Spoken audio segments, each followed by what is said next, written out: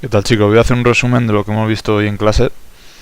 En el problema os pedía que para esta distribución o para este sistema, dos rampas, una de 45 grados y otra de 30 grados, hallarais la altura máxima que alcanza este bloque en la primera subida, es decir, en la segunda rampa.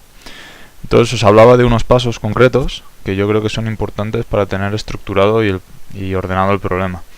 Y de esta manera no os perdéis y sabéis siempre qué es lo que tenéis que hacer. Entonces el paso 1 sería establecer el umbral de energía potencial, que habitualmente se suele situar en el punto más bajo del sistema, en este caso el punto B.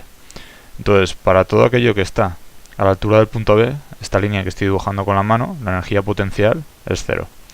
De hecho, el problema, cuando nos dice que en el punto A la altura inicial son 2 metros, tiene que ser 2 metros respecto a algo. Va a ser respecto a la energía potencial del punto B, es decir, respecto a esta línea. Seguimos. Establecer unos ejes. El eje X va a coincidir siempre con el movimiento y tener en cuenta, esto es importante, que los ejes se mueven con el objeto. Es decir, yo planteo aquí un eje X porque presupongo que el movimiento va a ser hacia la derecha y un eje Y hacia arriba. Y estos ejes se van a ir moviendo con el objeto, de tal manera que en el punto C vamos a tener el objeto aquí dibujado y los ejes que han viajado con el objeto, ¿de acuerdo?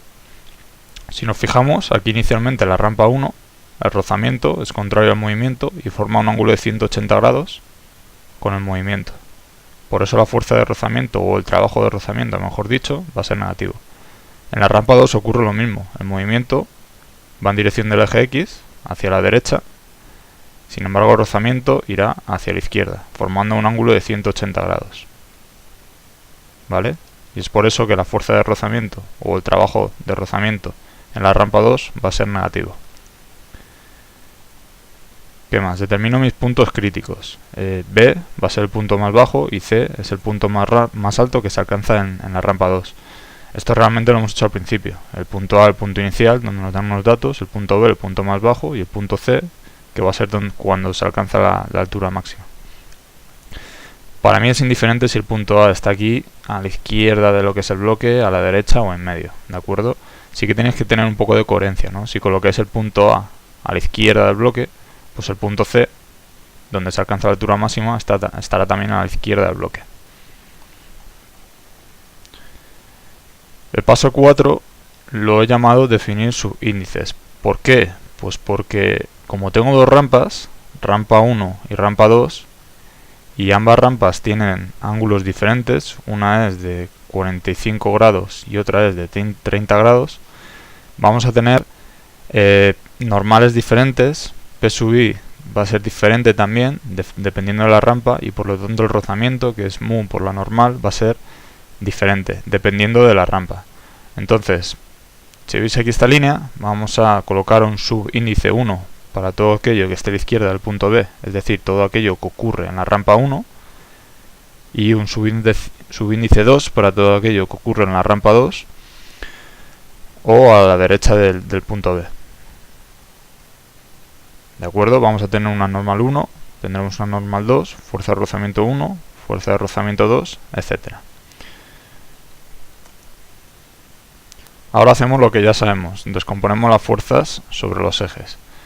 Por favor, atención a este ángulo, siempre aparece. Este ángulo, si la fuerza esta es P, que baja hacia abajo, por efecto de la gravedad, este ángulo alfa sub 1 siempre va a ser a 45 grados, equivalente a este ángulo que aparece aquí, en este caso 45 grados. Esto es lo que os he explicado en clase y se puede hacer por semejanza de triángulos, pero también directamente lo podéis memorizar, que este ángulo que aparece aquí siempre va a ser lo mismo que este ángulo. Pasamos a lo siguiente, perdonad que la foto ha salido un poco más oscura aquí. Entonces comenzamos ahora con la resolución del problema. Dice que nos pide la altura en el punto C. Entonces no necesito saber qué es lo que está ocurriendo en B. Así que directamente, a la hora de utilizar el teorema de la conservación de la energía, linkamos, o relacionamos, mejor dicho, lo que ocurre en el punto A con lo que ocurre en el punto C. Y de por medio vamos a tener una serie de fuerzas que, debido a que hay movimiento, provocan un trabajo externo. que va a ser en este caso únicamente el rozamiento. Entonces vamos a tener una fuerza externa provocada por el rozamiento de A a B y otra fuerza externa de B a C. ¿Y por qué son diferentes? Pues porque el ángulo de la rampa es diferente, ¿vale? Aquí lo tenéis. La fuerza de rozamiento 1 en la rampa 1 va a ser igual a mu por la normal en 1, que es igual la normal a P sub I. ¿De acuerdo? Sustituís y lo que os salga. Vale, a la hora de hallar el trabajo tenemos que tener en cuenta que el trabajo es un producto vectorial. Es decir, estamos multiplicando dos vectores y tenemos que tener en cuenta el ángulo que forman esos dos vectores. La fuerza de rozamiento es contraria al movimiento. Por lo tanto, colocamos este símbolo, este signo negativo. ¿De acuerdo? Repito, porque la fuerza de rozamiento es contraria al movimiento. Y si no, fijaros en los ejes que teníamos al principio. Lo que se explicaba. Que los ejes viajan con el objeto de tal manera que si yo viajo hacia la derecha, la fuerza de rozamiento se produce hacia la izquierda. En la rampa 2 es lo mismo. Si yo me voy desplazando hacia la derecha, voy subiendo a lo largo de la rampa 2, la fuerza de rozamiento se opone al movimiento y va hacia la izquierda. Vale, volvemos al teorema de la conservación de energía.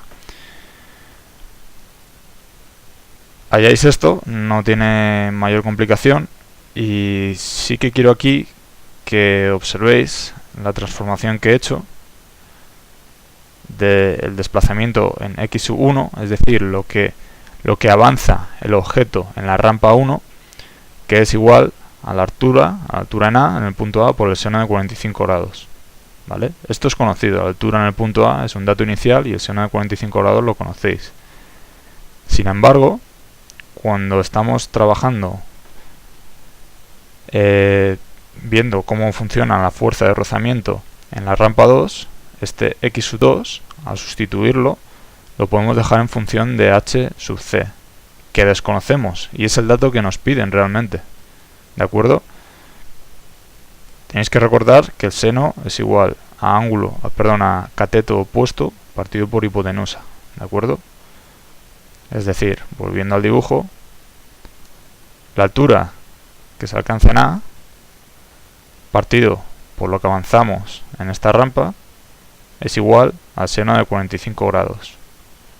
O dicho de otra manera, cateto opuesto partido por hipotenusa es igual al seno de 45 grados. ¿Vale? Y lo mismo para el seno de 30. Lo que sería altura en el punto C, que es nuestra incógnita, partido por hipotenusa, que es lo que avanzamos en la rampa 2.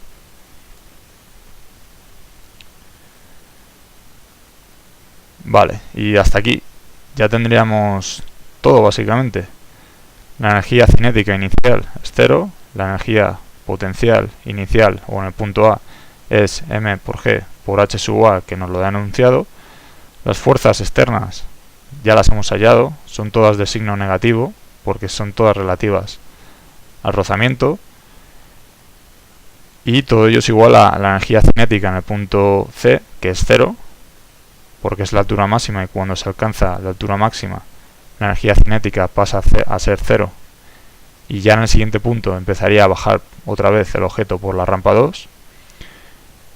Y por último tenemos la energía potencial en C, que es m por g por la altura en el punto C, que es nuestra incógnita. Entonces, en esta ecuación, si sustituimos, solamente vamos a tener una incógnita, que es h sub c. ¿De acuerdo? Esto lo dejo que lo hagáis vosotros, y ya lo hemos hecho en clase realmente, y os tenía que dar, según los cálculos que he hecho yo, 1,6 aproximadamente. ¿De acuerdo? Espero que os haya gustado el vídeo y que os haya resultado útil.